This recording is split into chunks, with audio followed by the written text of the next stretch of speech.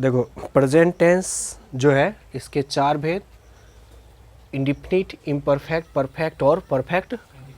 इसके बारे में पढ़े होंगे कि इंडिफिनिट का ही कहीं कहीं दूसरा नाम क्या रखा रहता है, सिंपल, जो कि हम पिछले क्लास में बता चुके हैं। तो आज के इस क्लास में प्रेजेंट का जो चारों कॉन्सेप्ट है ना, इस चारों को ख़त्म कर लेना है। जिसमें आपको पिछला क्लास में बताए थे जो सबसे ज़्यादा कन्फ्यूज़न रहता है ये इंडिफिनिट वाला कन्फ्यूज़न होता है। क्यों होता है, इसका रीज़न है क्योंकि इसका जो हेल्पिंग वर्ब होता है, मालूम है किसी को, डू या, ये आपको सेंटेंस में कई बार अफर्मेटिव सेंटेंस में दिया हुआ नहीं रहता है, इसलिए कन्फ्यूज़न कर देता है। कन्फ्यूज़न और है इसमें, कहीं कहीं होता है कि V1 लगेगा, कहीं कहीं क्या लगेगा, तो कई बार डू लगता है तो कई बार, इसीलिए कंफ्यूज करता। और कई बार ईज-आर-एम नहीं लगता, लेकिन कई बार इसमें भी ईज-आर-एम लगता है। लेकिन ईज-आर-एम कब लगता है, जब ये किस वर्ब का काम करे, मेन वर्ब का काम करे। आप लोग पढ़े हैं कि ईज-आर-एम क्या है, हेल्पिंग वर्ब है, लेकिन कई बार मेन वर्ब भी होता है जब सेंटेंस में अकेले आ जाए, तो उस परिस्थिति में वो जो है मेन वर्ब होता है। और जब ये मेन वर्ब हो जाएगा तो किस टेंस की बात करें हम लोग, अभी जस्ट एग्जांपल से भी समझाएंगे। और इम्परफेक्ट बिल्कुल इजी है, क्योंकि इसमें एक ही रूल है, वह रूल है कि ईज-आर-एम हेल्पिंग वर्ब रहेगा और वर्ब का कौन सा फॉर्म होगा, फोर्थ फॉर्म होगा। और V4 कहने का मतलब क्या, वर्ब में क्या लगा रहेगा, बोलिए ING। और V5 कहने का मतलब क्या, वर्ब के साथ क्या लगा रहेगा, S या ES, V5 होता है ना। फिर इसमें देखो ये भी आसान है, इसमें लगता है आपको हैव और हैज और इसके साथ V3, ये सभी हेल्पिंग वर्ब हुआ, यहाँ पर हेल्पिंग वर्ब हुआ। और डू डज भी इसका क्या हुआ, हेल्पिंग वर्ब। इसमें याद है किसी को क्या लगता है, हैव और हैज लगता है और साथ ही साथ इसमें बीन लगता है, BEEN, और इसके बाद V4 लगता है। ये सभी का सभी इसका हेल्पिंग वर्ब हो गया। अगर आपको हेल्पिंग वर्ब ध्यान में है तो टेंस के बारे में आपको पूरा कॉन्सेप्ट है। और जिसको टेंस के बारे में कॉन्सेप्ट है इंग्लिश, उसके लिए 50% ईजी हो गया। और जो 50% होता है वो होता है वर्ड मीनिंग प्रॉब्लम में, ठीक ना। और चूंकि आप कॉम्पिटिटिव एग्ज़ाम की तैयारी कर रहे हैं तो इसमें आपको बजाय हिंदी पूछने का आपको एरर पूछ देगा कि क्या त्रुटियाँ है, कहाँ पर ईज होना चाहिए, कहाँ पर आर होना चाहिए। ये कॉन्सेप्ट आपको क्लियर रहेगा तब आपको जो क्वेश्चन एरर वाला होता है, डू लगेगा, डज लगेगा, ईज-आर-एम लगेगा, वहाँ पर इस तरह की समस्या को आप समाधान कर सकते हैं। तो सबसे पहले ये ध्यान में हो गया ना। बताइए प्रेजेंट इंडिफिनिट टेंस का हेल्पिंग वर्ब क्या होता है, डू या डज। प्रेजेंट में इम्परफेक्ट का हेल्पिंग वर्ब क्या होता है, ईज-आर-एम। और प्रेजेंट में परफेक्ट टेंस का हेल्पिंग वर्ब क्या होता है, हैव और हैज। प्रेजेंट में परफेक्ट कंटिन्यूअस का हेल्पिंग वर्ब क्या होता है, हैव और हैज के साथ क्या लगता है, बिन। और प्रेजेंट इंडिफिनिट टेंस में वर्ब का कौन सा फॉर्म आएगा, या तो V1 आएगा या V5 आएगा। इम्परफेक्ट में वर्ब का कौन सा फॉर्म आएगा, फोर्थ फॉर्म आएगा, चौथा फॉर्म आएगा। परफेक्ट में तीसरा, थर्ड फॉर्म आएगा। और परफेक्ट कंटिन्यूअस में चौथा फॉर्म आएगा। इन चारों टेंस में दो टेंस ऐसे हैं जहाँ वर्ब के फोर्थ फॉर्म यूज होते हैं। कौन कौन से, तो इम्परफेक्ट में, और दूसरा क्या है, परफेक्ट कंटिन्यूअस में। और मात्र एक है जिसमें V3 आता है, परफेक्ट है। और मात्र एक ही टेंस है जिसमें V5 होता है, वो कौन सा है, प्रेजेंट इंडिफिनिट टेंस है, वेरी वेरी इंपॉर्टेंट। और V5 रहता है तो क्या लगता है, S और ES लगता है। सेंटेंस में वर्ब के साथ लगा रहेगा ना। तो जैसे वर्ब आप लोग पढ़ें, गो मतलब जाना, अब गो में ES लगा हुआ है, गो में ING लगा हुआ है। तो यहाँ से आपको डिसाइड करना है कि ये वर्ब का कौन सा फॉर्म हुआ, ये कौन सा फॉर्म हुआ, फोर्थ फॉर्म हो गया ये, इस तरह से, ठीक है ना। अब हम लोग कुछ एग्जाम्पल से इसको कॉन्सेप्ट को समझते हैं। क्लॉथ दे दो।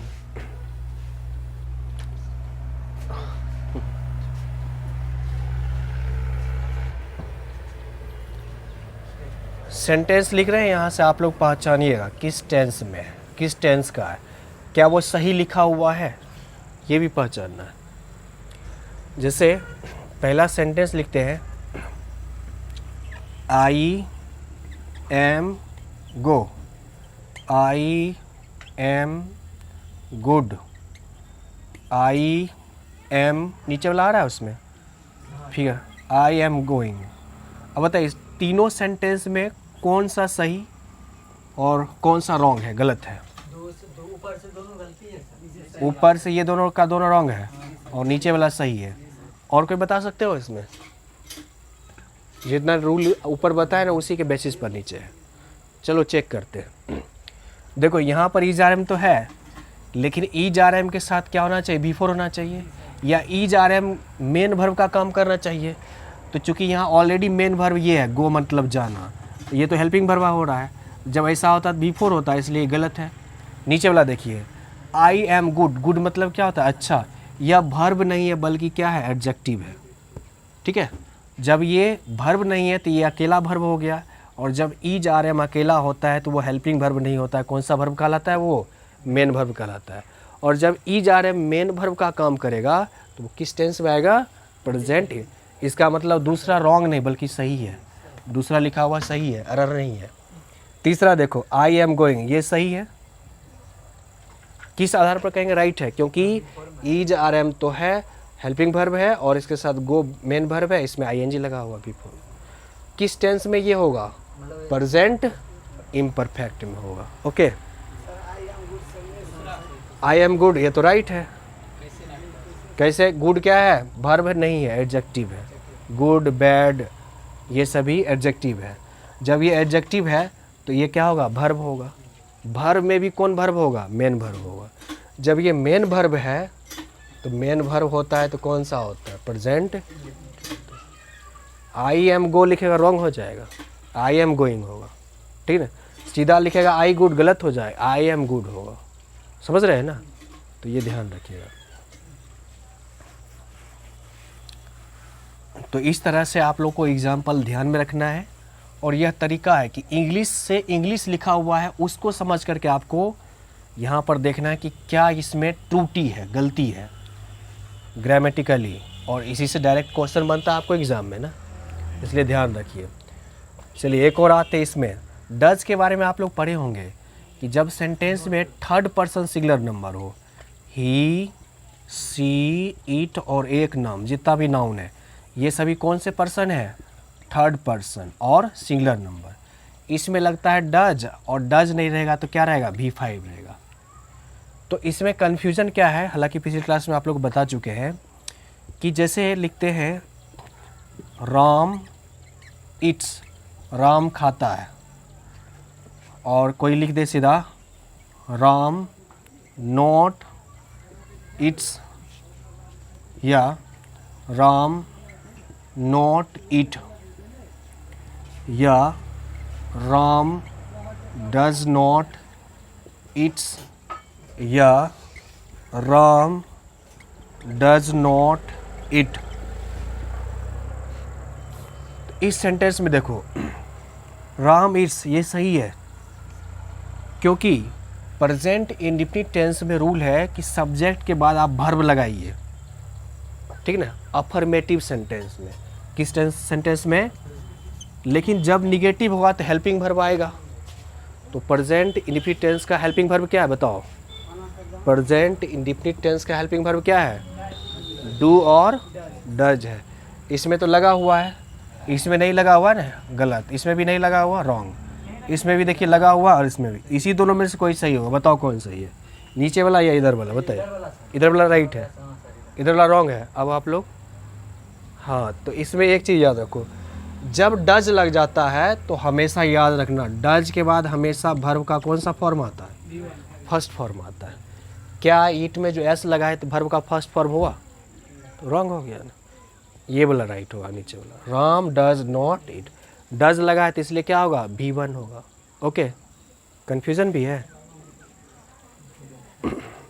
और अगर यहाँ एस लगा है तो इसका नेगेटिव क्या होगा? डज होगा। नेगेटिव में जो हेल्पिंग वर्ब हो जाएगा ना वो डज लगेगा।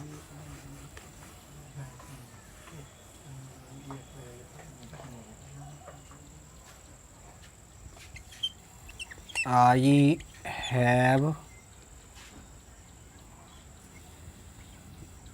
eaten, I have been it। दोनों का दोनों सही है या रॉन्ग है, या इनमें से कौन सा सेंटेंस सही है? अगर गलत है तो सही क्या हो सकता है? बताइए जल्दी से, ए या बी कर लो।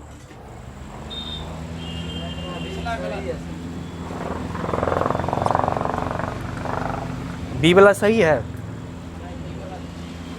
बी रॉन्ग है, कोई कह रहा है रॉन्ग है, कोई कह रहा है सही। आप लोग बताइए जल्दी, जितना रूल ऊपर बताया उसी को फॉलो करना है नीचे।